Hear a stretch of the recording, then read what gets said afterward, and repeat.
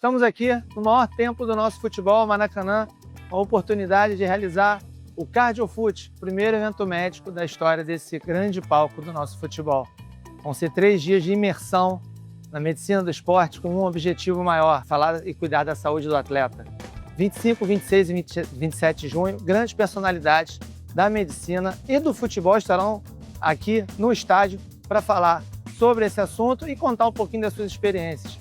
Dentre eles, o maior ídolo da história do Flamengo, nosso rei Arthur Antunes Coimbra, o Zico. A gente espera vocês aqui, vai ser um prazer recebê-los. O esporte hoje, o atleta, ele tem demandas que alteram o seu sistema musculoesquelético, o coração, o pulmão, o cérebro, a sua psique. E esses conhecimentos estão em cabeças diferentes. Botar todo mundo no mesmo lugar para discutir como cuida melhor da saúde dos atletas é tentar buscar o que a gente sempre quis, que chama transdisciplinaridade. Essa é a função do CardioFoot, né? Melhorar a avaliação que esses atletas fazem antes de competir, seja ele amador ou profissional, dar subsídios para os médicos avaliar os atletas no contexto do alto rendimento, que faz adaptações imensas no corpo dos atletas, e se quando tudo isso der errado, se algo acontecer dentro de campo, que a gente possa atuar no campo, na quadra, que a gente possa atuar com segurança para que a gente não transforme uma parada cardíaca numa morte. Esse é o objetivo do CardioFoot.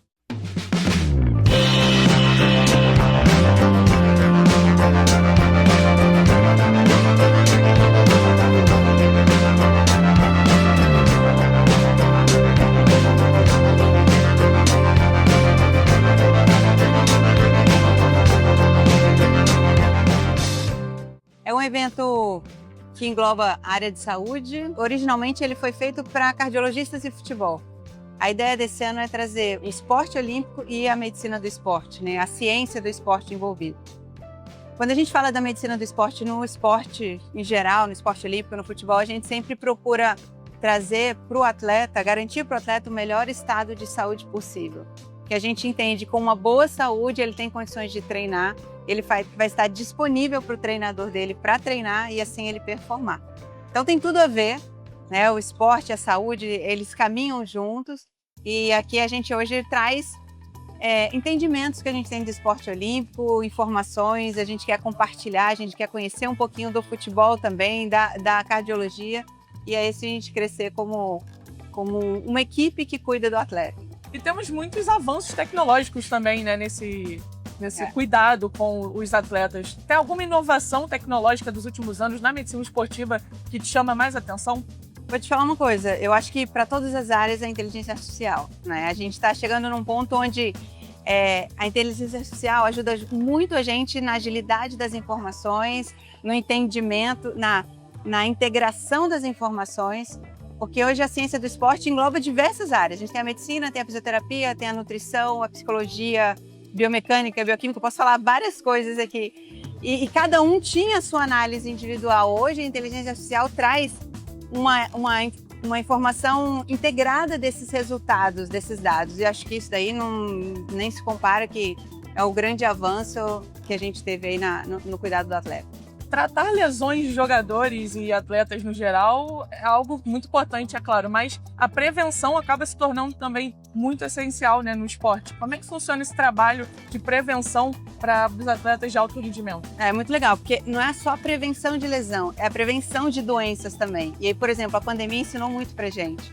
Se a gente prevenisse o nosso atleta não pegar a Covid, primeiro, que ele poderia jogar, competir, porque ele não teria Covid, e ele teria tempo disponível para treinar. Então a gente trabalha muito nisso, na prevenção, entendendo tudo, entendendo o cenário do que é saúde. Saúde, como definição, é o bem-estar físico, mental e social. Então a gente cuida da parte física, sim, da prevenção de lesão, da prevenção de doenças, de forma integrada, um trabalho em conjunto da medicina, da fisioterapia, da biomecânica. Isso é fundamental para entender o atleta e falar assim, olha, você, pelo seu perfil físico, perfil antropométrico, você tem uma característica para um risco maior de tal lesão. Então a gente bola exercícios, bola métodos de prevenção para isso acontecer.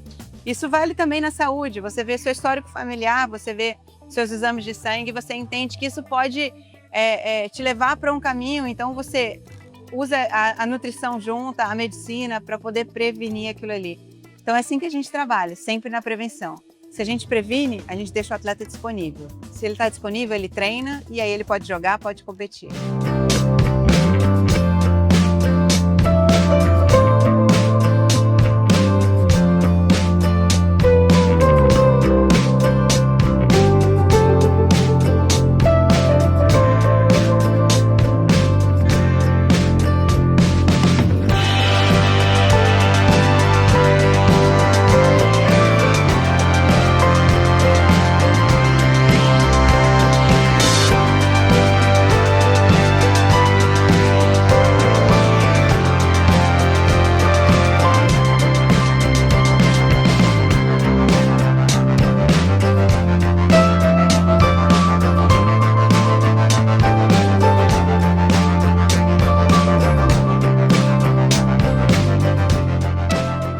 É um evento muito completo, né? Apesar de ele ter cardio no nome, ele também está abordando toda a questão multidisciplinar do que envolve a saúde do atleta em si. Mas o que a gente está vendo hoje é que não só o atleta se beneficia disso, a população cada vez mais faz atividade física, né? E a gente saúda isso, mas muitas pessoas têm feito em níveis mais elevados, né? Pessoas querendo fazer provas de fundo, 21 quilômetros, maratonas, e eles precisam estar preparados, eles também têm que ter esse suporte, assim como um atleta. Então, por isso é importante um evento desses para trazer também a prevenção, né, para as pessoas em geral, assim, elas estarem cientes desses riscos, do que elas têm que fazer, de que tipo de prevenção, de exames, para poder estar seguras, né, e bem protegidas para fazer seu esporte. E temos alguns casos, né, famosos, principalmente por o Serginho em 2004, né? A morte foi confirmada, né, por cardiomiopatia hipertrófica.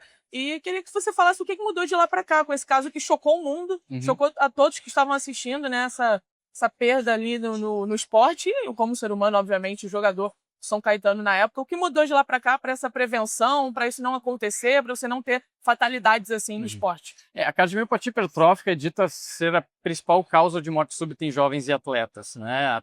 Principalmente até os 35 anos de idade. De lá para cá, muita coisa mudou. A gente já tem mais de 20 anos de evidências científicas.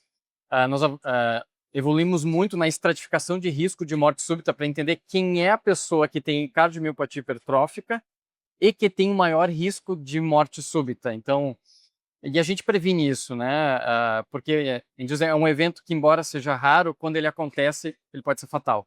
Então, quem é a pessoa que pode ter? A gente evoluiu muito nisso. Hoje nós temos inúmeros dispositivos implantáveis, né? São desfibriladores que tanto um paciente quanto um atleta pode receber para prevenir. Então, no momento que ele tem aquela arritmia, o aparelho consegue dar um choque naquele momento e reverter aquela morte súbita. Mas a grande questão é entender quem é esse candidato, quem é essa pessoa que precisa desse dispositivo. E da mesma forma no diagnóstico, os métodos de imagem que fazem o diagnóstico da doença evoluíram muito e hoje temos inclusive medicações específicas, que são os inibidores da miosina, para tratamento dessa doença específica, que a gente não tinha há 5 anos atrás. Então a medicina está evoluindo e eu acho que é um dos campos assim de grandes avanços na área do esporte. Temos um caso recente, né, que não é confirmado qual foi o problema, mas o Eriksen, né, que também preocupou a todos há alguns anos e acabou tendo um episódio recente, né, novamente ali no campo, né, durante um jogo. O que fazer para ser seguro para a vida dele estar em campo? O Eriksen, a gente não tem um laudo oficial, né, se especula muito o que pode ter acontecido. Se sabe que talvez ele tenha tido ele tem algumas arritmias, talvez sequelas de algum problema cardiovascular que ele tenha tido no passado. No caso dele atual, ele já teve uma morte súbita abortada, né? E então ele já está numa prevenção secundária, porque a gente sabe, ele tem um desfibrilador que foi acionado durante essa última partida. E agora a questão é entender, né, por que ele está tendo essas arritmias, né? E assim como outros atletas também têm. Então, por exemplo, pega um atleta de Série A do Campeonato Brasileiro. Você que tem uma gripe forte, ele pode desenvolver uma miocardite. Essa miocardite pode deixar lá uma sequela no músculo. Então, esses atletas têm que estar sendo monitorados continuamente para identificar esse tipo de alteração no coração. Talvez tenha sido o que aconteceu com o Eriksen, né? E a prevenção a partir de agora é o entendimento do porquê que ele teve esse evento. Será que ele teve uma reativação da doença? Será que ele... será que o desfibrilador tenha dado um choque de forma inapropriada? O paciente, o atleta que tem essa condição, muitas vezes ele tem que tomar uma decisão. Será que ele continua Eu ia te praticando perguntar isso. seu esporte ou não? No primeiro evento dele, talvez ele até tivesse a condição, mas não sabia se isso poderia desenvolver uma doença. E ele teve a morte súbita em campo. Agora ele já está no que a gente chama de prevenção secundária, ele já teve um evento. Todo mundo que já teve o evento alguma vez na vida tem o maior risco de ter o evento uma segunda vez. Então ele já é um altíssimo risco de novos eventos. Então talvez agora é o momento de ele realmente repensar e talvez dar um passo atrás. Se ele fosse meu paciente, eu acho que eu consideraria para ele, assim, já está com mais de 30 anos, né, parece. Talvez pela segurança dele, né, até porque os desfibriladores não são perfeitos. Eles são muito eficazes, mas eles podem deixar passar uma arritmia, né? Então, daqui a pouco ele pode ter um evento e não voltar desse evento, né? Ter uma morte súbita e morrer, infelizmente. Então, mas essa é uma decisão pessoal. A gente sabe que tem alguns países que, quando a gente tem esse tipo de condição, o atleta ele é proibido de participar em competições oficiais. Outros países têm legislações diferentes. Por exemplo, o Brasil hoje não prevê que um paciente desse tem que ser descontinuado, né, afastado do futebol ou de outro esporte. Uhum. Então depende muito também da legislação e é uma decisão compartilhada. O atleta, o clube, a própria legislação local. Então, para que se tenha, né, um entendimento do que ele pode fazer ou não pode fazer a partir desse momento.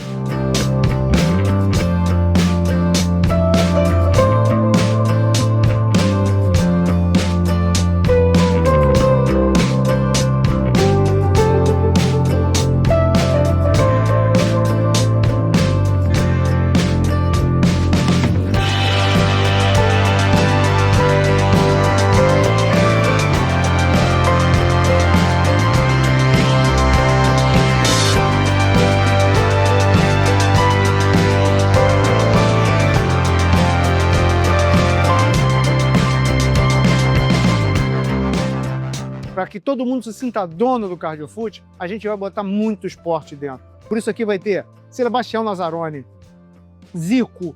O Zico vem aqui, gente. O Zico vai terminar o CardioFoot. Enfim, então, se você está em casa, está inscrito no CardioFoot, como o Cantarelli diz, e não está aqui, está vivendo errado.